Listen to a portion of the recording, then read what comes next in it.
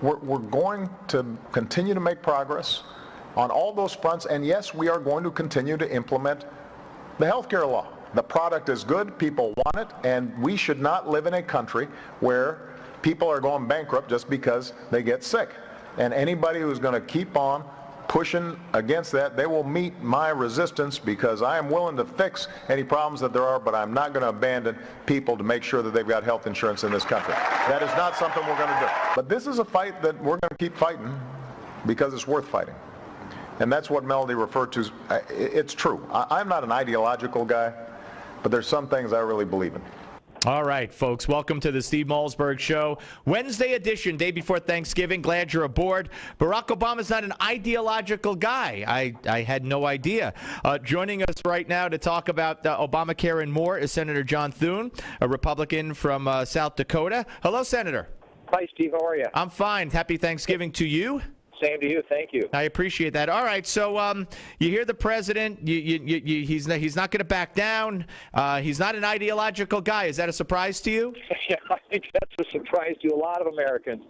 I think the president obviously has an agenda which consists of expanding government in transforming government in ways that we haven't seen in generations. And he is very ideological. He believes government's the solution, and that's why with their health care plan, they've tried to take over 1/6 of the American economy. They want to remake us in the, sort of the picture that we see in Europe. And I think it's unfortunate. And what you hear him now saying is he's digging in, he's going to fight on this, but he still wants to exempt all his friends and allies, which is what we're trying to prevent from happening. Yeah, I want you to talk about that. You flagged this rule change after it was filed under the in the Federal Register. You're calling it crony capitalism at its worst. The unions who were behind this found out what was in it. They're unhappy, and now they're getting a break. Well, exactly. And, this is the kind of thing that just, I think, makes the American people furious when they see that the president takes care of his political allies, his donors. They get treated better than average Americans, and that's a clear pattern with this administration. It is cronyism at its worst, and, we've been trying to curb that, but what the president did this week when they published this proposed rule that would exempt these union health care plans is they're giving them a special deal. I mean, they're getting a carve-out, a backroom deal that nobody else gets, and everybody else is going to have to pay for it. And I just, I understand the union's frustration with this law, but they were one of the biggest advocates of it. They were out there pushing hard to get it passed. They've been incredible supporters of the president politically, and now they're finding out, like everybody else is, that this law is a very ugly reality for them. And they're trying to get an exemption, and the president is giving them what they want. Unfortunately, everybody else is paying the price. All right, yeah, Senator. We made some news here on this show on Monday when Mr. Halpern from Time Magazine and MSNBC came on, and he said he agreed with me that there were death panels. He said it was built into the Affordable Care Act. It's how they're going to pay for it. It's how we're going to cut costs. And before we get to that, the death panel is in the minds of many IPAD, the Independent Payment Advisory Board, and Barack Obama gets to appoint 15 of those, all 15 of the members. And I just found out today from a Fox News report that because of the nuclear option in the Senate, he gets to appoint those members with just 51 votes. So here we go again. Yeah, amazing. I mean, it is a blatant power grab of the highest order, and you just see it in every area.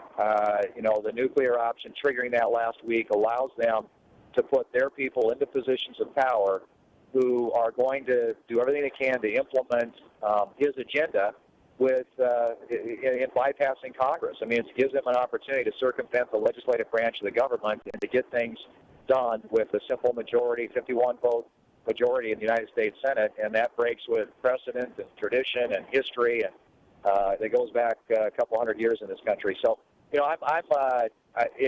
think you're going to see more and more of this. But this IPAB, we've tried to repeal that, obviously, because we do think that is a central core element of this law, and it is what's going to allow them to ration health care. And you saw the other thing probably in that New York Times piece, I think it was over the weekend, where they didn't want to talk about redistribution even though that's really also at the heart of this health care law. Absolutely. We're talking to Senator John Thune here on the Steve Malzberg Show. Would you call them death panels? I mean, you know, they're going to decide. As you said, they're going to ration care. We've heard from the president himself, who cites that about 80% of health care costs are for in the last few months of life, and we have to do something about that. Now, he hasn't said that in about 4.5 years, but when he was running and talking about health care, he did say that at a town hall forum, and that's a conversation that's going to be coming up very soon, that fundamentally our values in this country, where we want to keep our parents and grandparents alive as long as possible, they're now going to be denied the bypass, the hip surgery, take a pill, go to a hospice. I mean, that's a revolution in the way we view our parents and our grandparents. Well, it is. And, you know, what it really does, Steve, is it does take the decision-making away from individuals and families, decisions that ought to be made around kitchen tables and made among family members, and replaces it with big government. And the architects of big government have wanted that all along, which is, you know, that's the president and the people that he surrounded himself with. So you can characterize it however you want to, but the fact is, to make this thing work, they have to ration care, and they're going to have this independent payment advisory board that's going to make decisions about what gets covered and what doesn't get covered, and that's going to take us into a whole new world. And you can't, and you can't even, you could question them, but you can't even stop them. They could sit there and say, yes, an 80-year-old will no longer get a bypass surgery, and if 51 Democrats vote for it, you guys are now powerless. Yeah, and that's again the great risk, the great threat of a command and control healthcare system that's run out of Washington, D.C. When you take over, when you give political control, you know, literally to 1/6 of our economy, this is what you end up with. And I hope the American people are waking up to it. I think they are. I think that the premium, sticker shock, the lost coverage, and very soon people are going to start losing their doctors.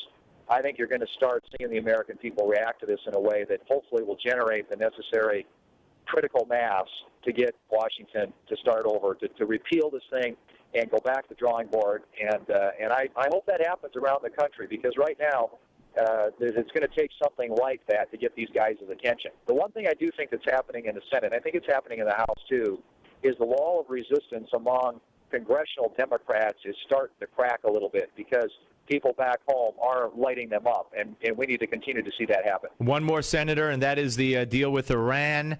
If you listen to both sides, now the Iranian government is saying that the press release put out by the White House was misleading, was inaccurate.